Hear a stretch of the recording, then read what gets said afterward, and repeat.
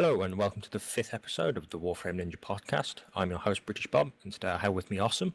Hello. You've met him before, and we also have Ramus. Hey everyone, this is Ramus. Normally we like to have a different person in the podcast. One of our members from Clan AOD. We'd like to, change it up and have, members that have been playing Warframe for a long time. That would be Bob. He's been playing since the start.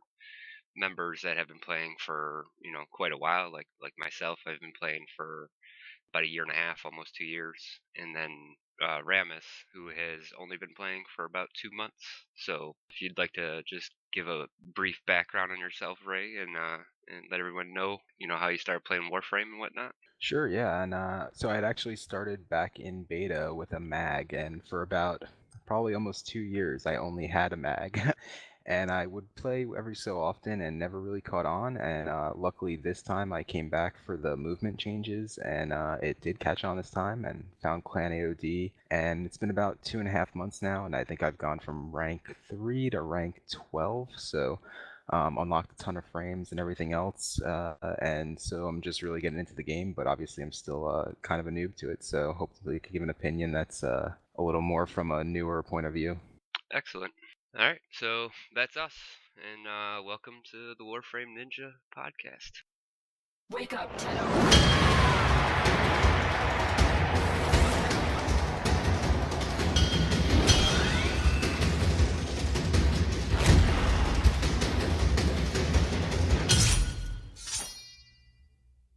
Just a quick advert before we start. We're all from Angels of Death. We're a multi-game clan. You can find us on the Warframe Forums or on our site, clanaod.net.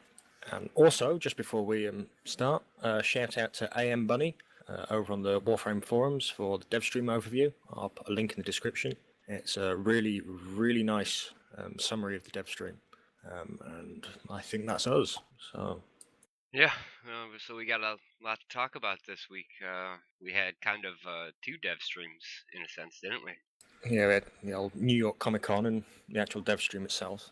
Yeah, looks like they put out a lot of information at the Comic Con. I wish I could have went. Yeah. Well, it makes a change on the previous week because we only had the patch notes the previous podcast, didn't we? So Yeah. So I mean, I guess why don't we talk about the patch notes and stuff before we get into the dev streams? I guess the first thing we could probably talk about is they have brought the boar back into the game. What do you guys think about that? I was pretty excited about that one since I never got a chance to get it when it was originally in the game. So personally, I haven't gone to farm it yet, but I'm looking forward to getting it. Yeah, farming it surprisingly was really easy. I just went to Ophelia, which I go there all the time anyways, but I went to Ophelia, the survival on Uranus, and within the first 5 minutes, one of them dropped off the trooper, the Draknar troopers. And of course, I went solo and I brought a Necros with me and I was desecrating everything. But since then, since I got it and built it, I've picked up probably about 3 or 4 blueprints. So it drops pretty regularly. It's pretty easy to get. see, I've always had one. I've had one since before they brought it or took it out of the game. To me, I think it's a nice way of introducing an old weapon back. Yeah, it's for me like it's been in the Wrecking Rhino pack for ages, and every time I'm at that point where I'm getting close to the next mastery level, waiting on them to release stuff, I always contemplated buying that Wrecking Rhino pack. But 545 platinum for just 3,000 mastery experience was I always weighed that out, and it was never enough for me to pick it up. So by them releasing it back into the game, I'm pretty happy about that because now I can just take that monkey off my back every time I get towards that level of mastery or get into the next level. So it no longer haunts me. What do you think about the method of them re-releasing it as a drop rather than an event weapon?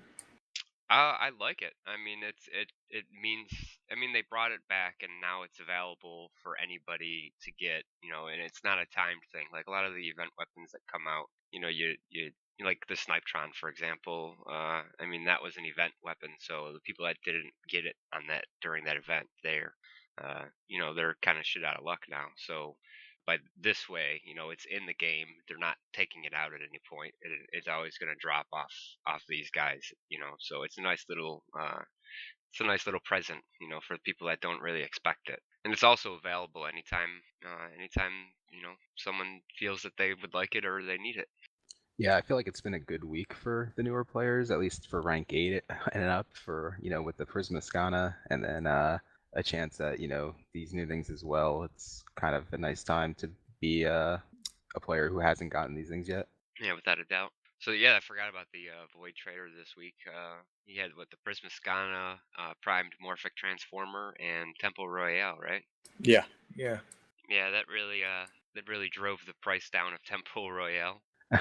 Yeah, it drove it down really quick. And I guess if there is one thing I'm pretty familiar with, it's the market, since I spend a lot of my time on there, probably more than I do actually in game. Yeah, that's cool.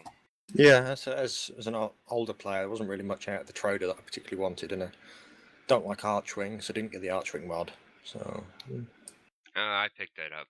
I have everything that the trader brings. I get it just because I'm a completionist and I like to have everything. So, but the Morphic Transformer, I ended up forming my Elytron this weekend, and so I could throw that Morphic Transformer on there. I think that'll come in handy, especially for his number or the Elytron's number 3 ability. So, yeah, can't hurt to have it. Yeah, I picked up a few of each. I mean, it was really amazing to see how quickly it dropped in price just the second after it launched. Tempo went from about 250, 200, crashing down to, 50 and less. Skana went from about 1,000 plus most of the time, also crashed completely. So I think DE probably knew what they were doing with that.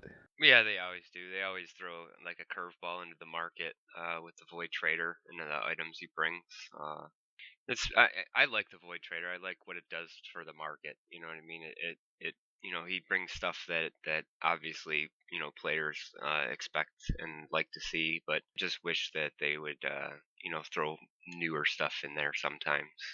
So now it seems like they've put out all the primed mods that they all the important ones. We're never going to see like Prime Streamline, which it's pointless to put that in anyways. We've had discussions about that in past podcasts, but like all the main mods that you use, the staples in all your builds, the primed ones are already in the game, so it's kind of just repetitive now. And although it always feels like Christmas, and then as soon as I open up the Void Trader, see what it is, I get a little disappointed.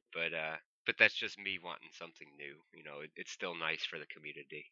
speaking of community and adding stuff to the market, they put in the Tenogen avatars. Yeah, that's pretty cool. I saw the pack. I didn't pick it up though. I'm happy with the icons that I have, but they have some pretty nice ones in there. It's nice to see variety when you group in with other people.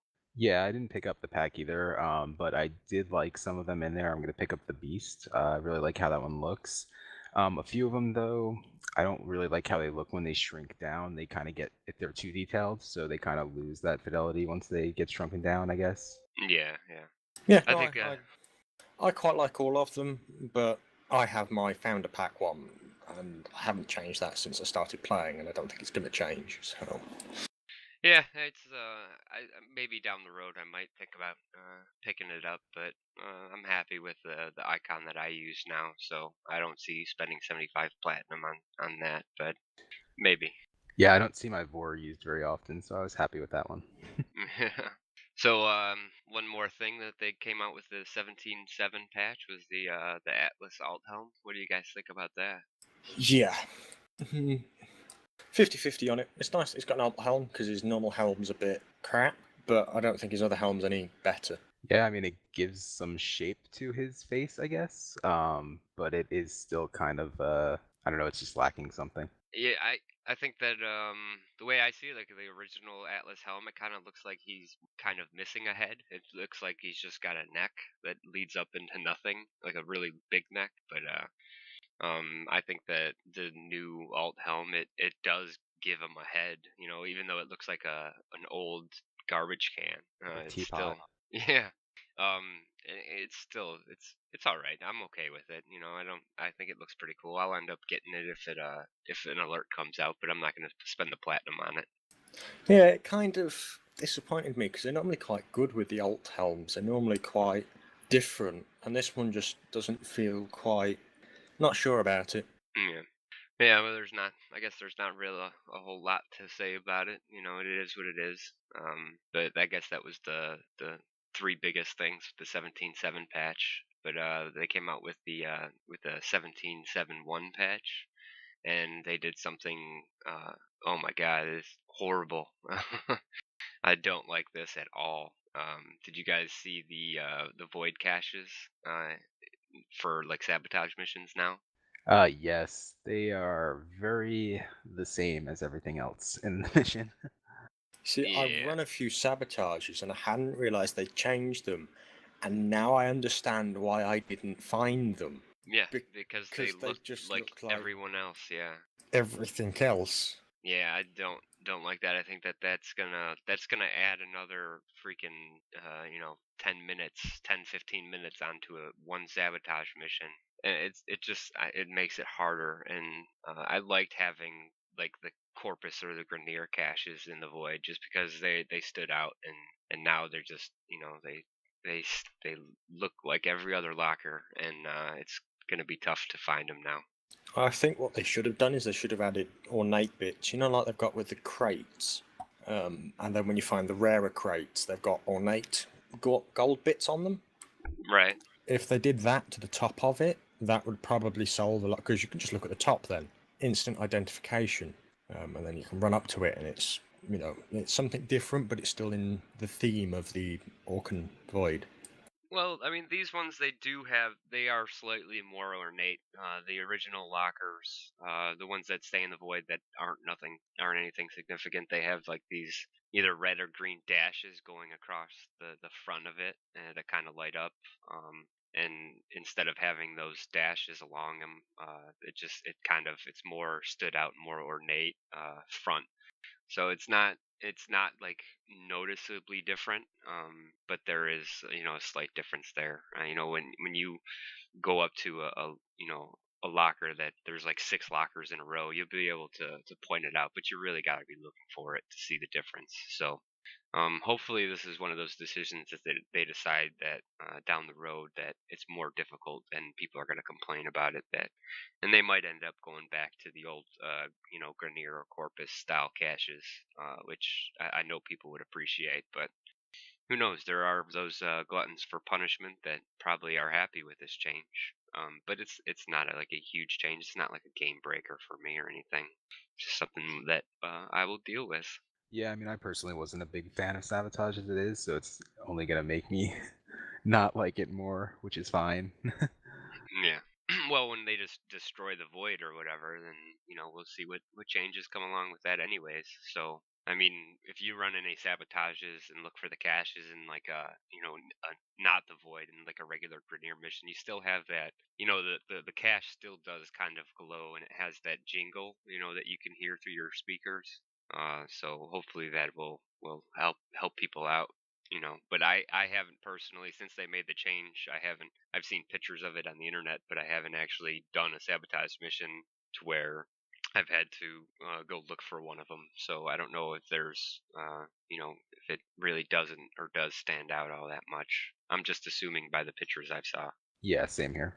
Yeah, like I said, I've done a couple of them and completely missed them, so there's that. Yeah, right. I will say there was one other change from 17.7. It was kind of a funny one though, and it was that they fixed Kubro's displaying a magazine stat in the arsenal. They fixed what?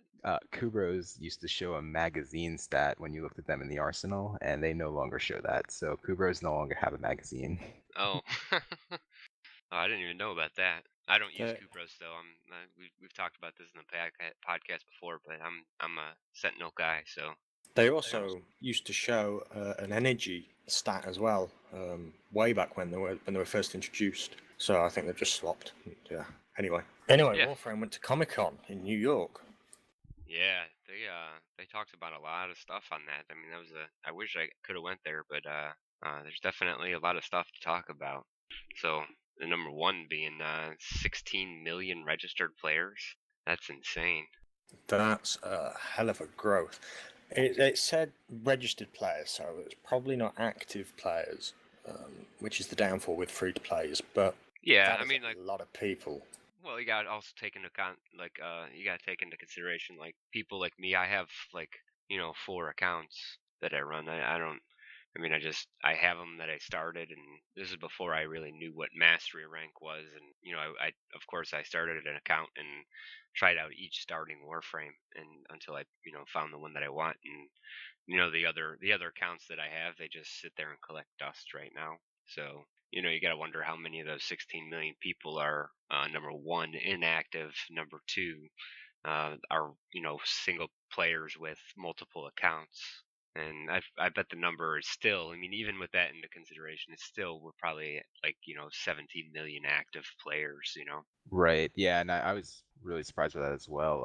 Especially, I think some of the console statistics were pretty high as well. And I mean, I would say it would be even more difficult maybe to capture players there from the mainstream games like Call of Duty and all those. Yeah, and the consoles, the Warframe version for the console hasn't been out that long. I mean, it's been like what, maybe a year and a half for PlayStation 4, and then even less than that for the Xbox One. So I mean, for them to pick up that many players in that short amount of time, it definitely shows that the game is growing and it's becoming more popular, and it's catching on with a lot of people. So Yeah, and just going by like Reddit, the other forums, like the main forums, even our own recruiting in our clans, like the game is growing at a pretty extraordinary rate, it seems. New players are coming in all the time. It's really good to see. yeah, for sure. I mean, So- even within AOD, I mean, our clan has jumped. It's like almost tripled in size since in the last 2-3 months. So we're definitely picking up more members, and people from other gaming divisions are hopping in our TeamSpeak channels and wanting to see what it's like, and it's definitely picking up. So I like to see that. The more the merrier. And it looked like that room at the Comic Con was totally full and had a ton of fans in it, which was pretty cool to see as well. Seems like, I mean, it's really reaching a wide amount of people, and they're getting kind of invested in the lore now as well. Right. And there was Wukong sat at the front. Yeah, that guy was funny. He was, yeah.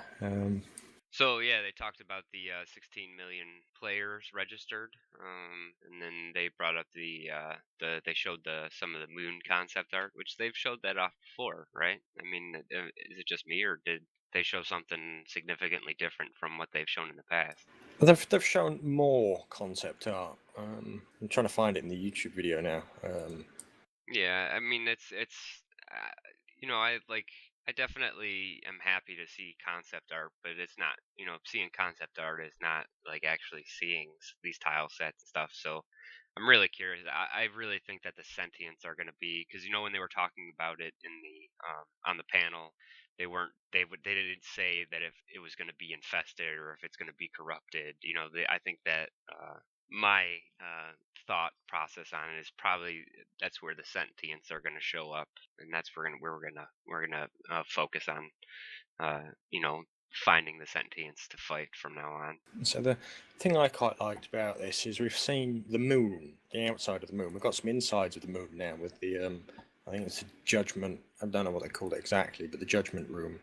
But also, just right on that slide it's all the fancy gold, except it's got rocks everywhere. So it's a bit like the derelict, but not the derelict. It's the void version. Right. Although the void is the derelict anyway. So it looks like it's going to be a nice mix of, I want to say organic, but it's not. It's geological features and Orcan built tech. So I think there's going to be quite a nice contrast in the tile set, as long as they do it right. Right.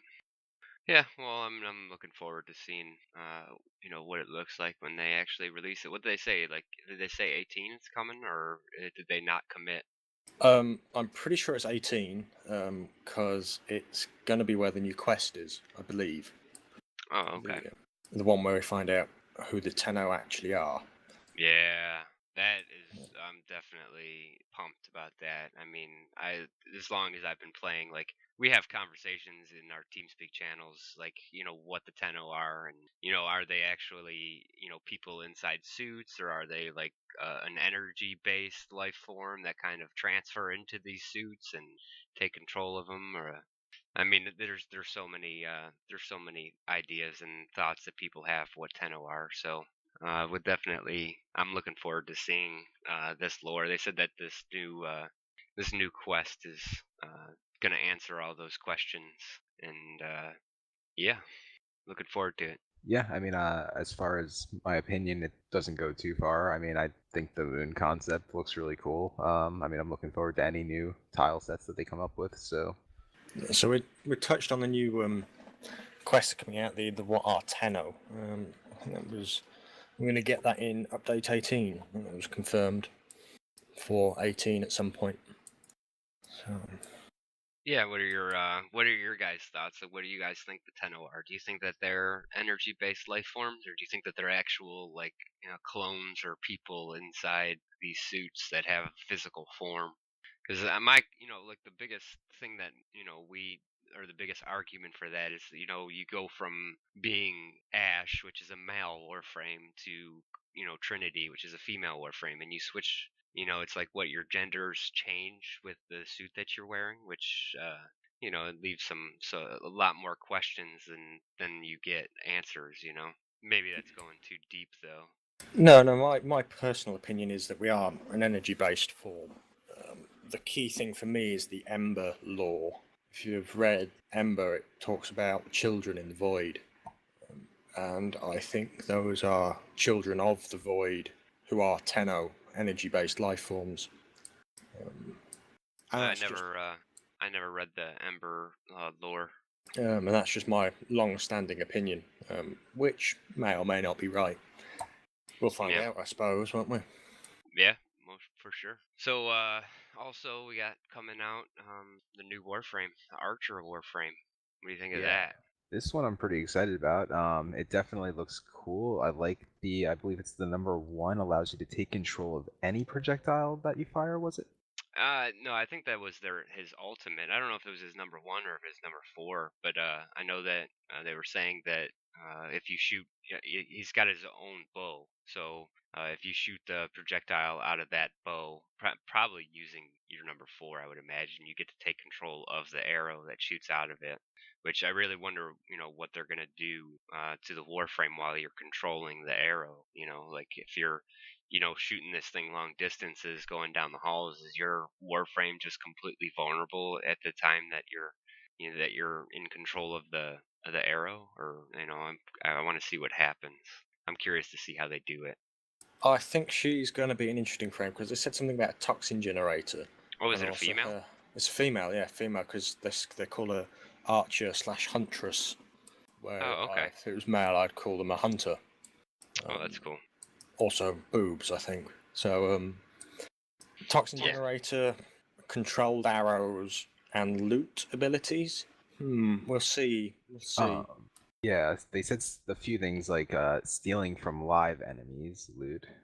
Wow. So that's like a kind of thief that goes with that whole like. I mean, I don't know about you guys, but any other games that I play, like Skyrim and stuff like that, or any role-playing game where you have the option to be an archer, you always take on that thief role. So if you're able to steal loot from enemies that are still alive, I think that's going to be pretty cool.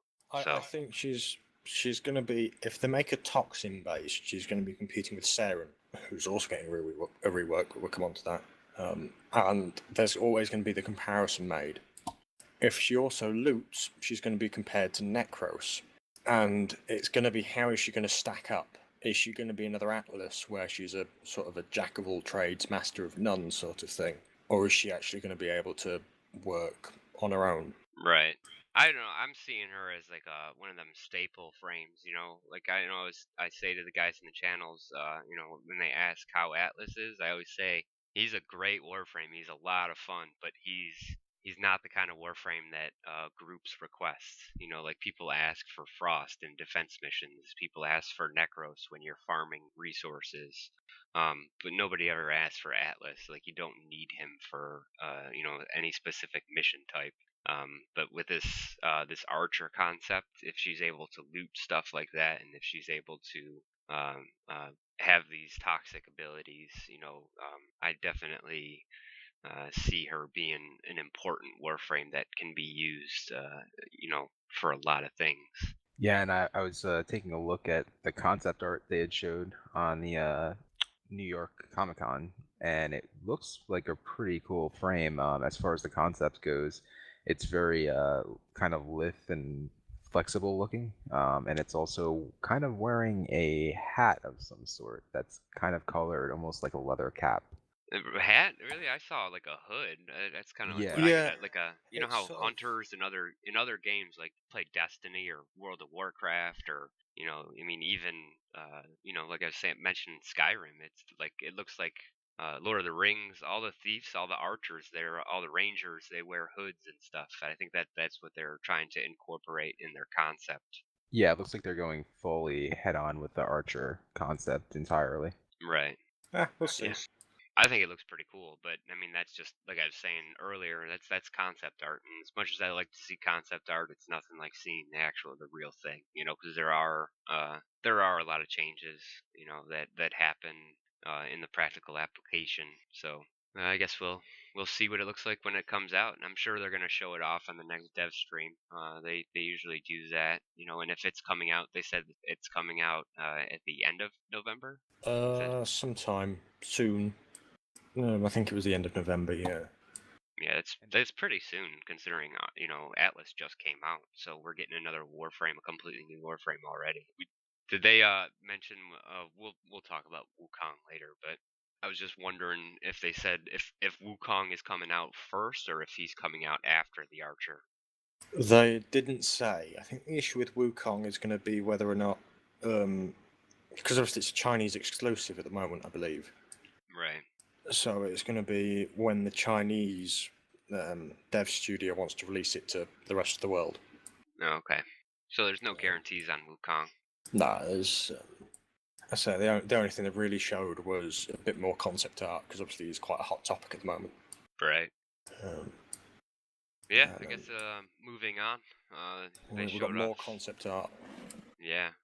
No, I think the new skin for Banshee, if there's anything that I'm excited about on this concept art thing, it's Banshee, because she's a great frame, but you guys know how much of a cosmetic whore I am, and I really take pride in the way my Warframes look, and Banshee, as good as a Warframe she is, she looks so old. She looks like an 8-bit player in a 64-bit world, and it's time that she's updated.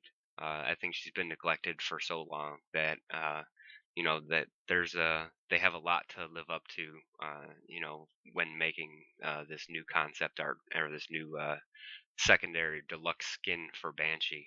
And I'm looking forward to seeing it because I definitely want to see her look better than what she does right now.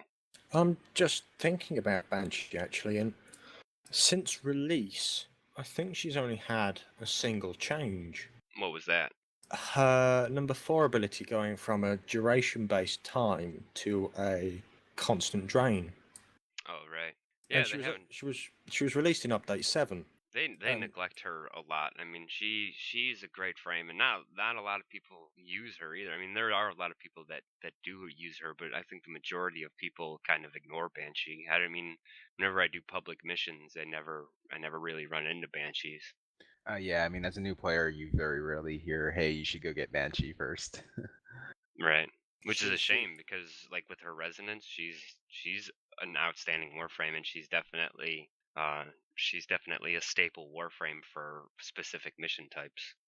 Was I playing with you, Ramus, the other day with Banshee? And you were Valkyrie, I think it was, in a survival T3. Yeah, that was us. Yeah, and I managed to outdamage you with Banshee. Oh yeah, and even the Banshee, I believe it does extra damage when you highlight them. Yeah, those highlight spots generate standard without any power strength, 600% damage multiplier when you hit those spots. Yeah, in combination with the Valkyr already being kind of ridiculous, it definitely makes everything pretty much click and die.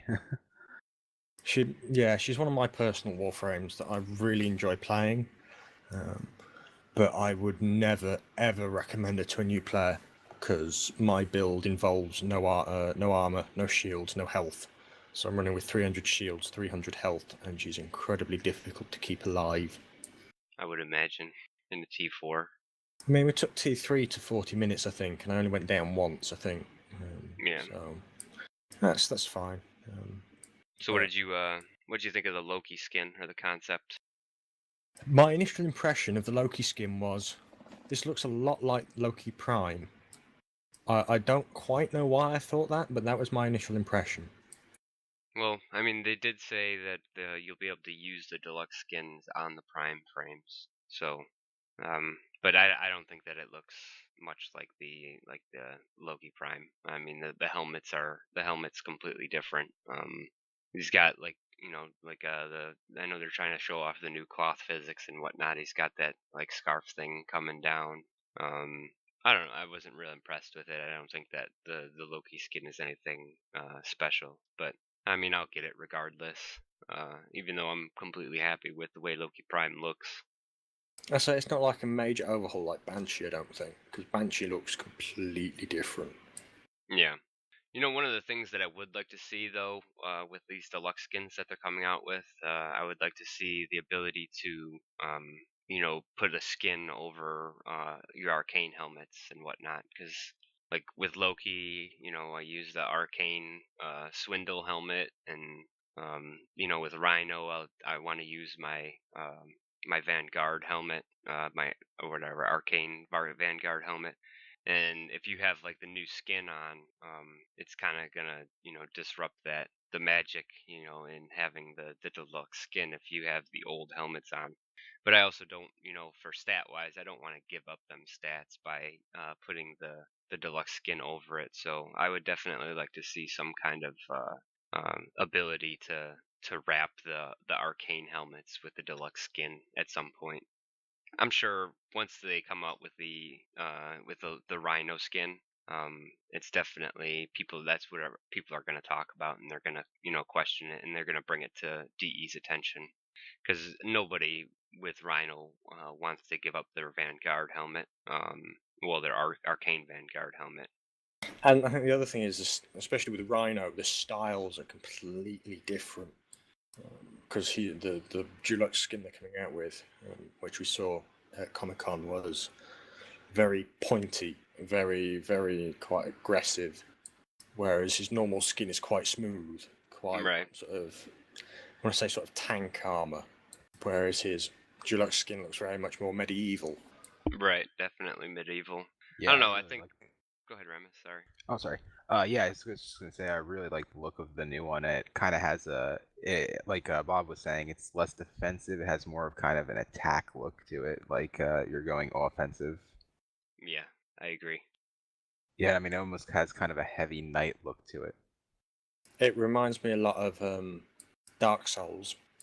Yeah, that would be a good example. And obviously with the Jack Kitty skin that's coming out, that is very, very low-tech hammer sort of smash face kind of weapon skin. Yeah, I don't think anything special of the Jet Katag skin. I mean, sure it looks all right, but is it gonna have any stats or is it just purely cosmetic? It's purely cosmetic. Yeah. And they did also talk about, I think, Rhino getting some slight changes, something in line of Valkyr. Did they? Oh yeah, there's some quality of life changes they're gonna put on Rhino. Yeah, I think the one they mentioned, the big one, was the Rhino skin is going to scale up like Frost Bubble. Yeah, his iron skin. That's right. I forgot all about that.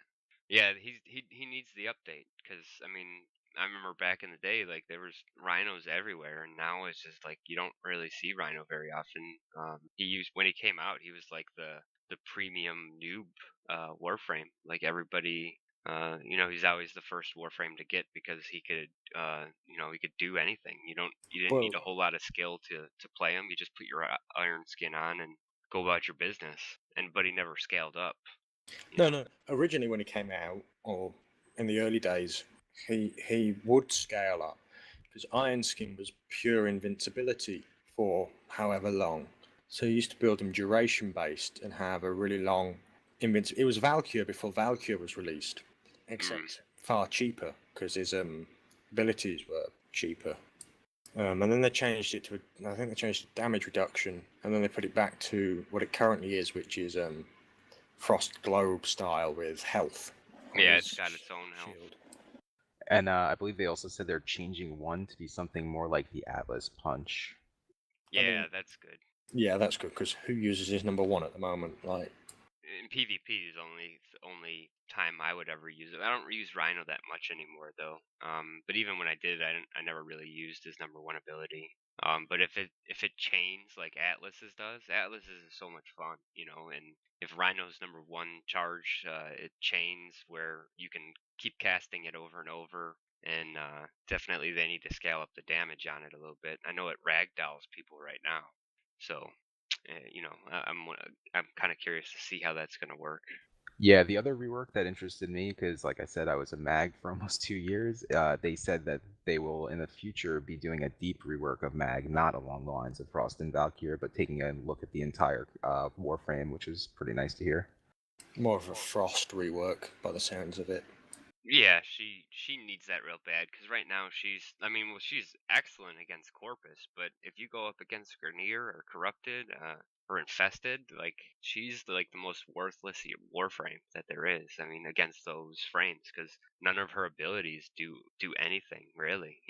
They're all based on magnetic damage, and if you're not going up against Corpus, you might as well just die. Right. So yeah, I mean, did they give a time frame on when they're gonna work on that? There was no time frame on that one. Yeah, just something that's gonna happen along later on. That'll be something to look out for. So, moving on from New York Comic Con onto the actual dev stream. So, something which we will be getting very soon is the new weapon. What is it? Mios? Mios, yeah, that thing looks freaking amazing. Like, I'm a huge Skoliak fan, so I've been waiting for another whip to come out.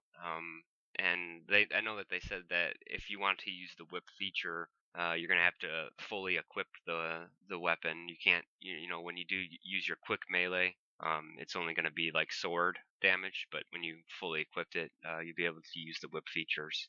But all in all, that thing looks just so freaking amazing. I'm definitely looking forward to it. Yeah, I'm a big melee fan in general in the game. Excalibur and Valkyr, probably two of my most used frames. So I'm really excited about this because I really like any melee weapon that kind of has a secondary to it. Like even the Glaive is one of my favorite weapons just because you can go into a combo, chuck it, grab it back. Those are really fun to me. So I was just looking at the GIF of the Rhino using the Mios, and that just looks like a lot of fun. Yeah, did I know I keep asking this, but I guess I should pay attention more. But did they give a time frame on when that's going to be released? Before the end of November, guaranteed. Okay, committed. Cool. Yeah, which is unlike them. They've committed to getting it out before November ends. So that'll be nice. Yeah, good stuff. If any of you guys haven't seen the animations on that thing, go take a look at it. It's pretty cool looking. It's going to be a great addition to your melee batch. So I was going to say, there should be a link to a DevStream overview in the description of the YouTube video, which has all the GIFs for it and everything. yeah. So I guess one more thing that they mentioned on the dev stream that is amazing. This is really important, and this is going to be game changing. The no more paid revives. So basically, right now the way it works is before the server resets, you get 4 revives, and once you use up all 4 revives on that Warframe, you're done unless you have an arcane. Which in the arcanes you get 1 revive per mission, and they're going to be changing it so there's no more waiting for resets. It's going to be mission to mission. So if you use all 4 of your revives in a mission, and then you finish the mission and you go to the next mission, you'll have 4 more revives, 5 if you have a full arcane on you. But that is amazing, and they should have done this a long time ago, because it makes so much more sense. Yeah, this is a really great change. I mean, as a newer player and as a consumer advocate myself, I think that from what they said, I really liked what they said. That they noticed who was buying it, and it was most likely those new people who probably, like when I started, had one frame, and and I think more of the time they were probably seeing that instead of buying it, it would just make people not play. Because to me, when I started and only had those 4 lives, I felt really punished when I got killed. Like I was like, okay, shit, that's one of my 4 lives for the day. And I think the other thing is it doesn't actually bring any money into them when you get to sort of my level, because all of my frames are maxed and maxed mods, and if I'm dying, I'm doing something wrong. It's not necessarily the fact that I'm weak or anything. Well, I mean, it's a shooter game. You're gonna find yourself dying regardless of how good you are. But the difference with you and like the new players is that you have whatever 20 more frames that you can use once your revives are gone for the day. Which for me, like whenever I played and every time I died and one of my teammates didn't revive me and I had the option to use one of my revives, I would weigh it out in my head, like, okay, is it worth using a revive here, knowing that I have 12 more hours to go before the server resets? Is there anything in this mission that's worth reviving for? And now what they're doing now is they're eliminating that, because I won't have to weigh the options of failing the mission or getting the rewards. I could use my revives and try to finish the mission, and not feel beaten down like Ramus was saying. Yeah, and I think it will also let them more appropriately balance different missions and difficulties with being able to actually have 4 revives in one mission. Yeah, and I mean, actually, you can get, if you got full arcanes, like me, I get at least 1 revive. Even if all my revives are gone for now, I still get 1 revive, 1 arcane revive, because I have a full arcane in my setup. So, and that's from mission to mission. So I'm guaranteed a revive in any mission. And that's comfortable. I feel comfortable knowing that. So when the option to have 4 or 5 revives in any mission, that's just going to add that sense of security that that you'll be able to get through the mission, and it will make people want to play more. So I mean, I'm really happy with this change. Yeah, maybe it'll make people take more risks as well, Oh, for sure. I mean, I know. My thought on this is, well, if you can change the number of revives per mission, so the early planets you get 4, where new players are, so your Mars, Mercury and Earth and that, you can have 4 revives. Jump up to something like Pluto, you may only get 2 or 1. Roll into the Void and you may only get 1. But also, if you roll into a Nightmare mission, you could just take revives out completely. And whilst it also provides a level of comfort per mission, could also add another level of challenge. For example, if you went and did a Nightmare Defense, I don't know why you would, but if you have no revives in a Nightmare mission, once you're dead, you're dead. Like, that's it, done. And I think it would add a bit more variety to the difficulty levels, other than just bigger bullet sponges. And so you're saying you think that they should change the numbers based on the mission type? Not necessarily the mission type, but the location. I don't know. I don't think I like that idea at all. Well, for example, Apollodorus, for new players, you get 4 revives. I know obviously older players head to Apollodorus, but then if you go to one of the Pluto survivals, you may only get 2 revives. No, that's still. I think that personally, just my opinion, is that's kind of it's counterproductive. I mean, it's kind of, it makes you feel like you're beating up the player again. You don't.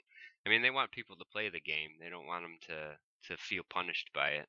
And if you're I understand what you're saying. You're saying that the more difficult the mission is, the less revives you should get, just to put that added pressure on you to make sure you're doing it right. Yeah. But I don't know. Personally, I I guess think that's something. personally I think it would work better maybe as its own type of nightmare mission, like a one revive nightmare. Yeah, maybe in a nightmare mission, but just across the board, like depending on the location you're playing, to change the numbers. I don't know that I would like that. But yeah, my thinking behind that is if you get to Pluto, you should be reasonably well geared. It would probably help to cut down on the amount of taxiing. I know taxiing is quite an important part of the game, but at the same time, you don't want to take your.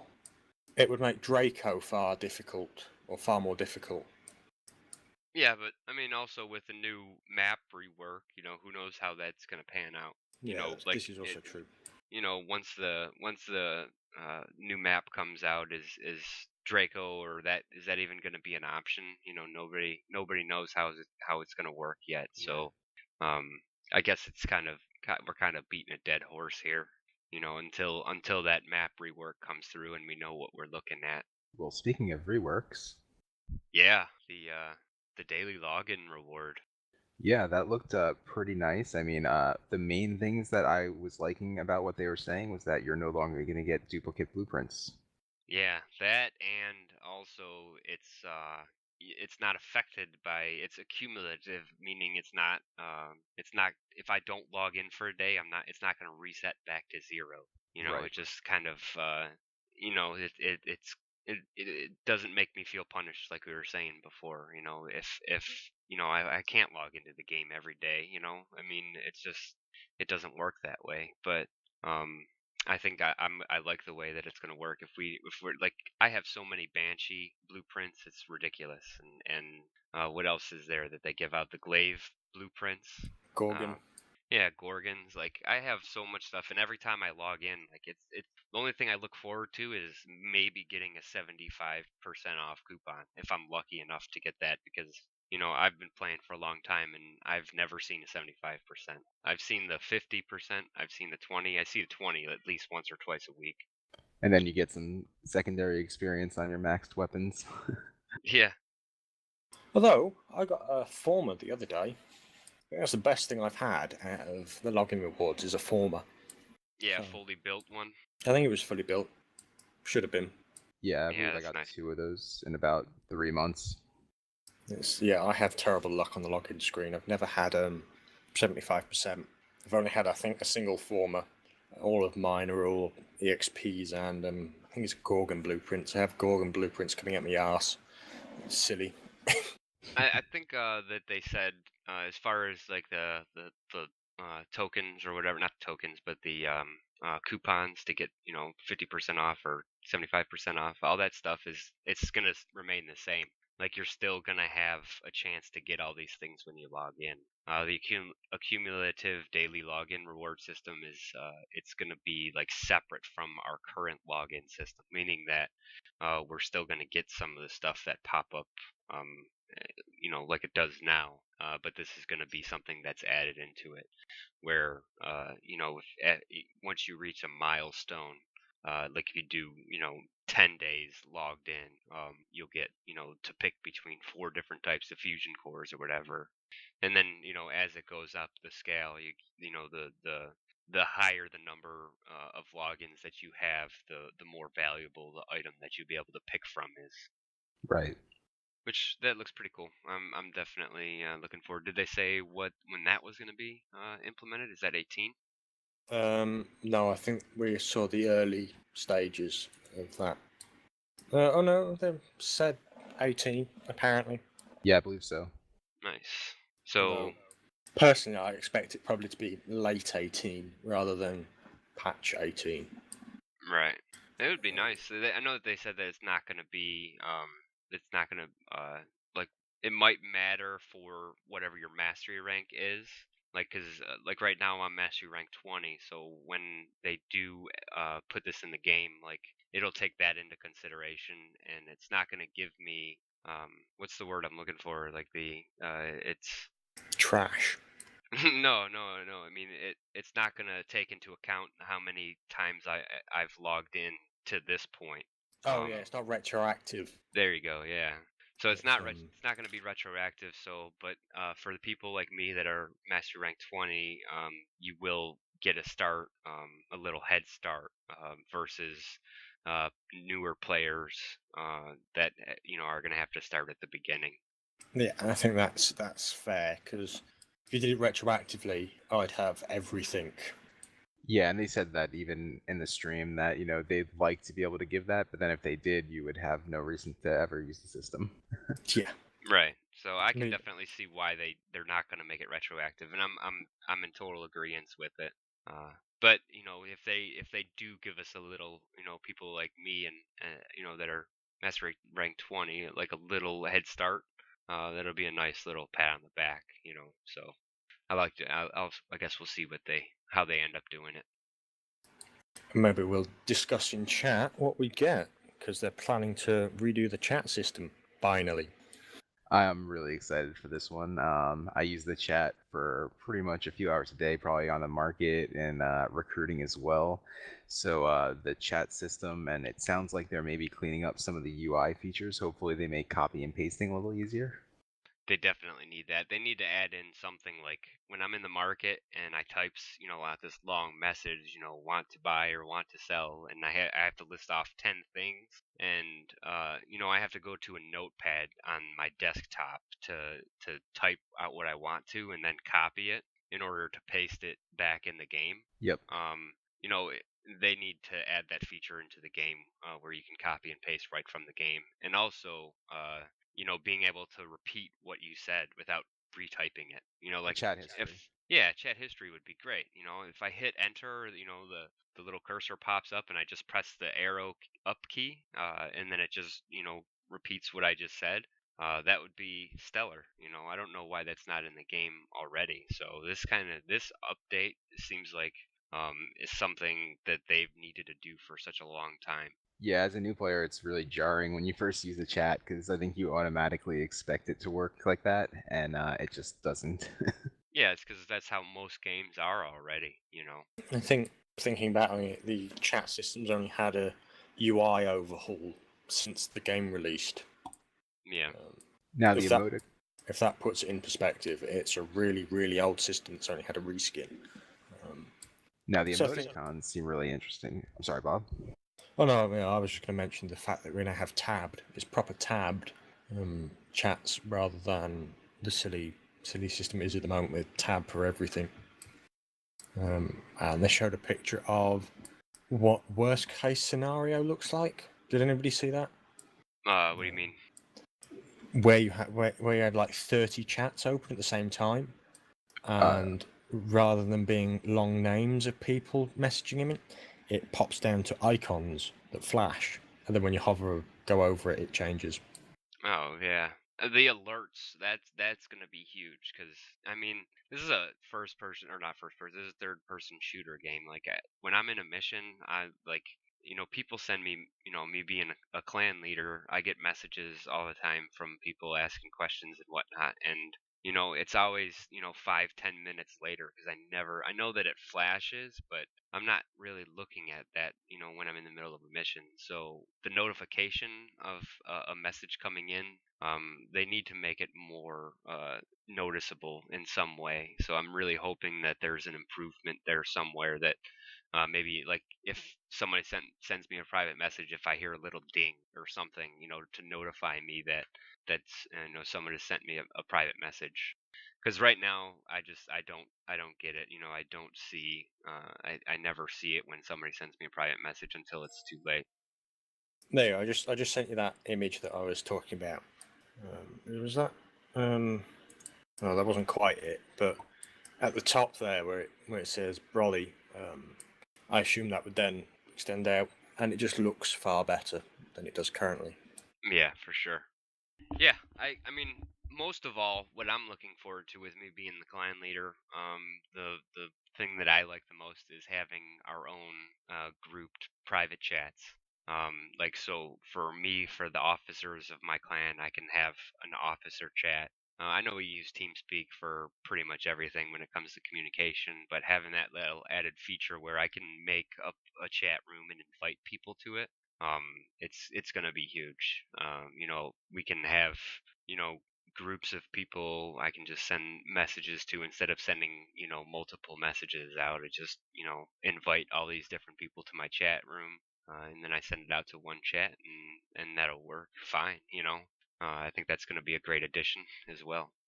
And Yeah. it's so odd. It's just it seems like DE is finally catching up to other games, of this scale. Like this is a huge game, and like you were saying, Remus, you just expect that these chat features are already in the game, and that's how I felt when I got in the game too at first. But none of it was there, and it just seems so um, old. Like the chat system in the game hasn't been updated, like Bob was saying, in such a long time, other than graphics updates. But it needs this rework so bad, and it's definitely gonna change a lot of things, and it'll be a lot easier to move along with it. Yeah, I'm definitely looking forward to the changes to the chat system. The emoticons were definitely interesting. From what they were saying, it kind of seems like some of them are going to be tied to different frames you might have, or maybe even paid kind of platinum emoticons. So I'm interested to see that. However, I'm also a little worried because I feel like the entire chat's going to be just full of faces now. Yeah, I'm old. I don't understand emoticons. Maybe it's just me, but like, even on my cell phone, like my son will send me text messages with nothing but emoticons on it, and then he expects me to understand what the hell it means. Like, so I get confused when I see it. Maybe it's just because I'm old, but I see emoticons and they kind of drive me crazy. So I don't know what to expect. Maybe I'll learn something with having emoticons in the game. Maybe I'll start learning what they mean, and then I'll be able to understand the text messages that my son sends me. Yeah, I kind of hope that they're not allowed in the market chat because for the trade, that'll be just a bit too much, I think. It's bad enough with all the characters they're bringing at the moment, and it's just like all the not arrows, all the lines and random stuff they put in, and Yeah, exactly. then it gets a little bit crazy. Speaking of crazy, Did you notice that segue? yeah, it was a pretty good There we go. segue. So the crazy cat lady models.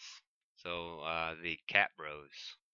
They're gonna have the carriers just like the Kubros have their handlers. I say carriers, I meant handlers. So the handlers for the cat bros are. Did you guys see the model for this? They showed the crazy cat lady walking around and jumping and stuff.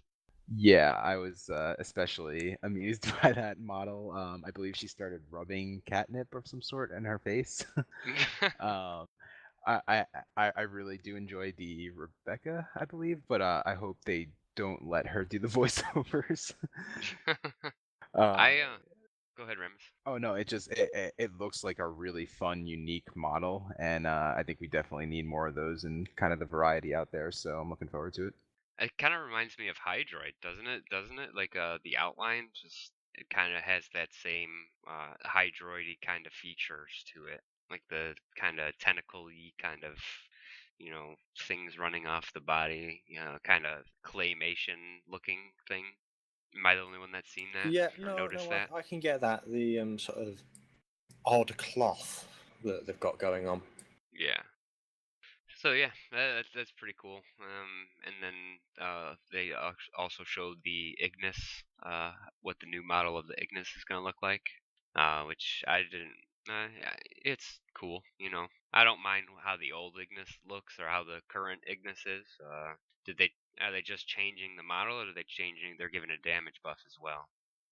Don't think they said. If they did, then we didn't notice. But well, this is just kind of one of those things, It's they decided to change the look of the Ignis, and I'm okay with it. Doesn't really make a difference to me because I don't use the Ignis as it is. Yeah, Just, the Ignis is the Ignis. It's I don't see people using it either. I mean, I play a lot of public matches, and I don't run into people that The only time I ever see someone using the Ignis is when they're leveling it, But Maybe I'm wrong. Maybe there are those people out there that that stand behind the Ignis and love it, but The I don't see them very often. the issue with the Ignis is the Atmos is better. The Atmos is a secondary weapon. I was actually about to say I only used the Atmos so far, and it seemed like as a secondary, it was far more useful because it didn't take up a primary. And surprisingly enough, the Atmos actually is more ammo efficient than the Ignis. The Ignis has got terrible ammo consumption, combined with no damage. So, but it's one of the old weapons in the game, really old weapons. So, Yeah.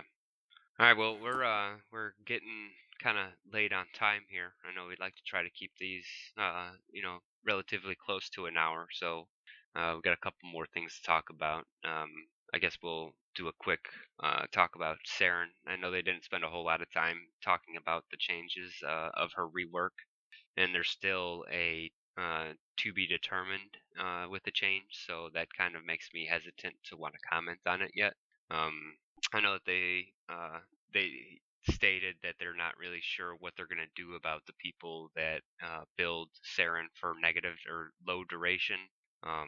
Which for me, the way I play Saren, I play her with a low duration build, so all of her damage happens at a at just in a quick second, and basically she nukes everything.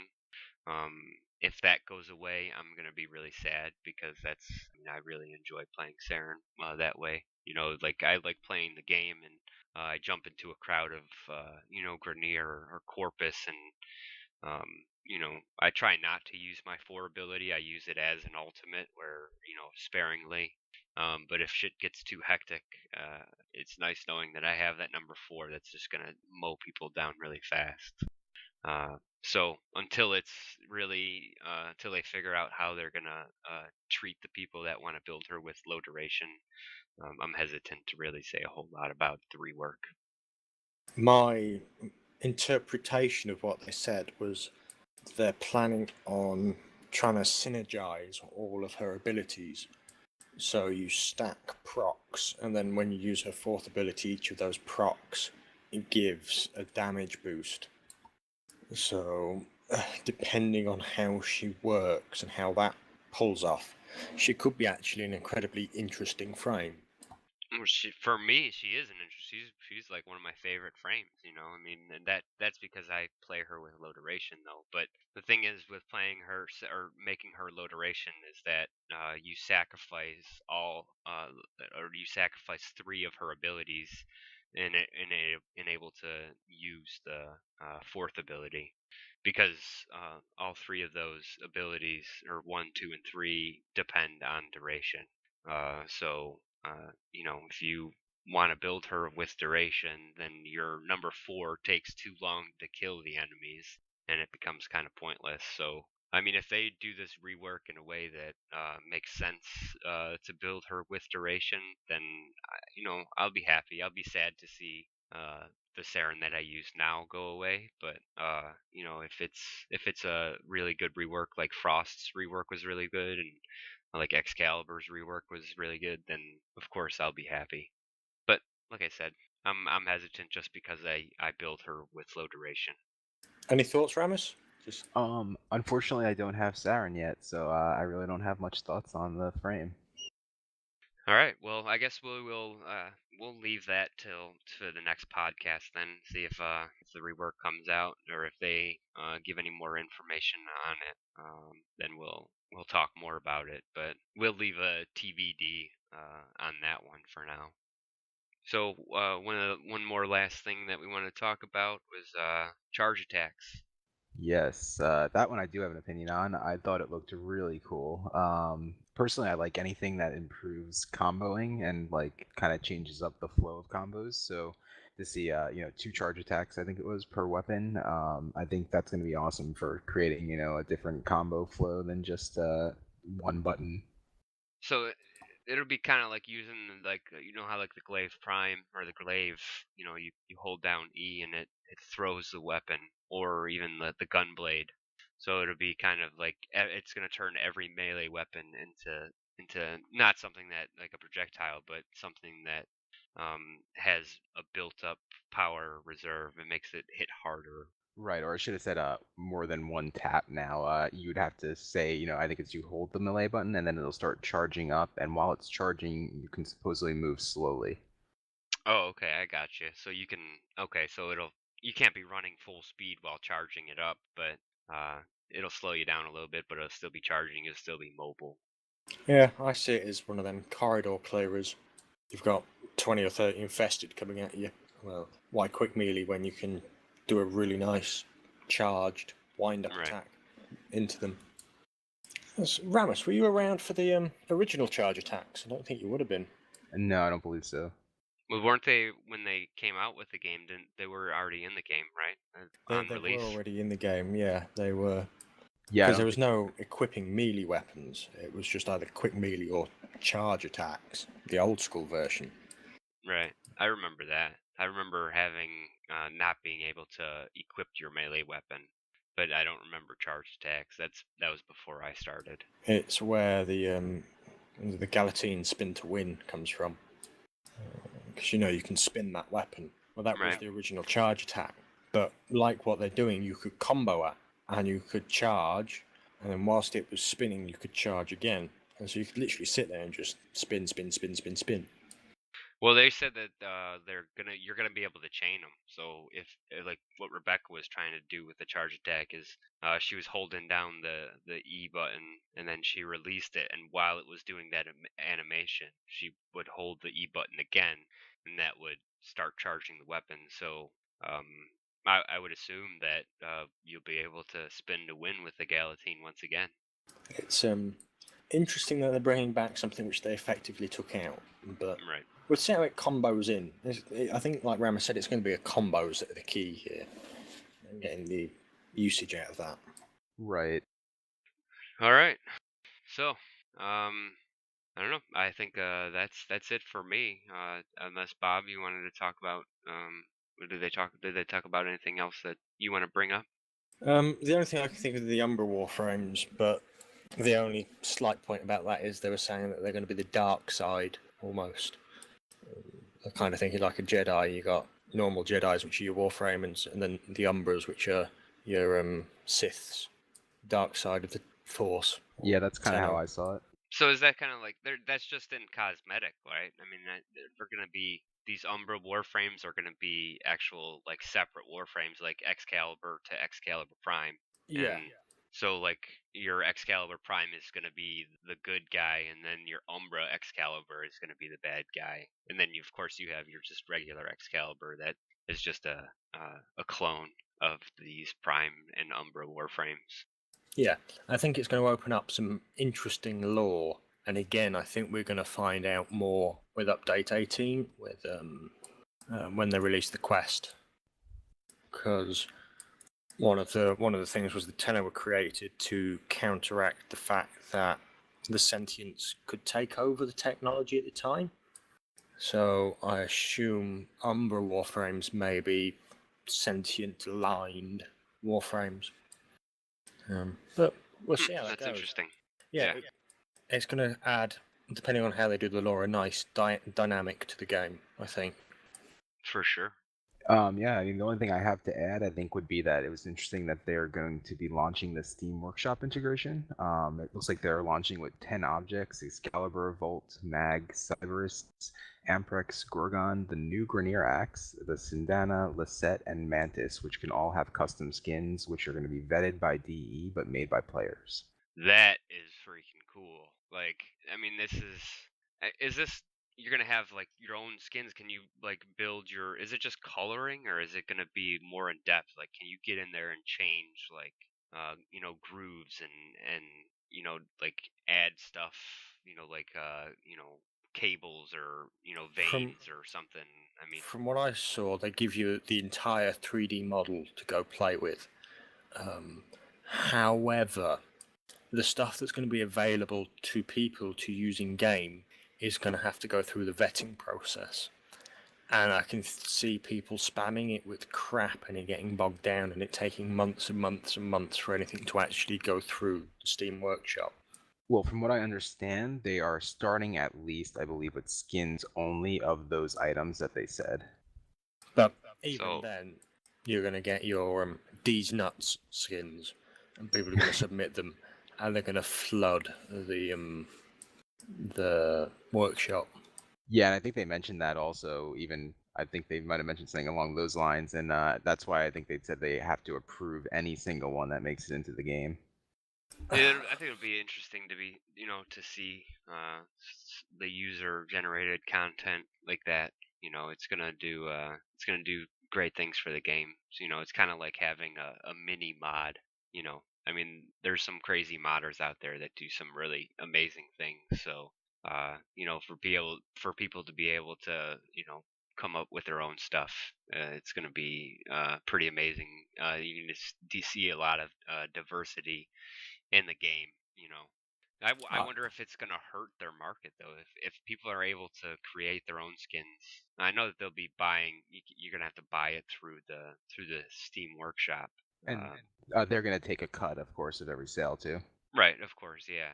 So I mean that's cool. That makes sense though. I just wonder if it's gonna damage like look at Excalibur's proto armor. I mean the reason that people like the proto armor, the reason that people go out and get it, other than just liking it, is limited time. Like it's only available for a short period of time.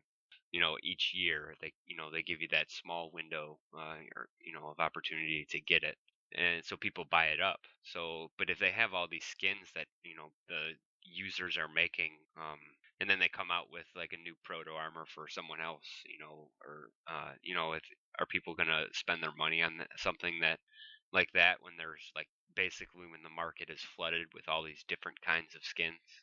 It kind of just my opinion, it kind of devalues the skins that are out there already. Well, and I So- imagine I'm gonna guess you won't be able to actually resell the skins, right? So it'll only be if you go out to like Steam and purchase it yourself. Well, right now they have some Steam items that you can get for the game. Like right now, I have like a phased Valbin skin, and I play that. I use it in game. And if I decide I don't want it, I could sell it on my Steam Workshop to somebody else, and it takes it out of the game. I don't know how Right. that works though. So I'm technically challenged. So I don't Yeah, know. that's not Steam Workshop. That's Steam Market. They are two separate things. Oh, so, However, okay. I've never properly used Steam Workshop, so I couldn't tell you if you can trade Steam Workshop items. But again, I think the biggest issue is going to be sorting the good stuff from the crap stuff. And somebody is going to have to sit down every day and sift through the hundreds and hundreds and hundreds of skins that come in. Yeah, but I think they'll find it'll probably be worth it for their cut in it, just based on how many people use Steam. And it'll also get them most likely on the top page of Steam for a little while because it'll say like, Warframe new Steam Workshop integration. So that's going to get another flood of players who have money in their wallets to spend on things like skins. Yeah, depends how well it goes. We'll find out soon enough. For sure. All right. Well, one last thing I would just like to say before we finish up here. Feedback from you guys. For any of you guys that are listening to this, we do appreciate any feedback, whether it be negative or positive. Anything that if you guys have ideas that could make our podcast better, or if we're doing something right, let us know. If we're doing something wrong, let us know. We do appreciate everything that you guys have to say, and if you're interested in joining us, head over to clanaod.net and fill out an application for the Warframe division, and we will have the officer get with you and get you in our TeamSpeak server and welcome you here. So yeah, I think that about wraps it up. So thank you for joining us from me, British Bob, and Ramus and Awesome. And hopefully we'll see you on the next one. See you later. Take it easy. Thank you guys for having me on. Yeah, anytime, man.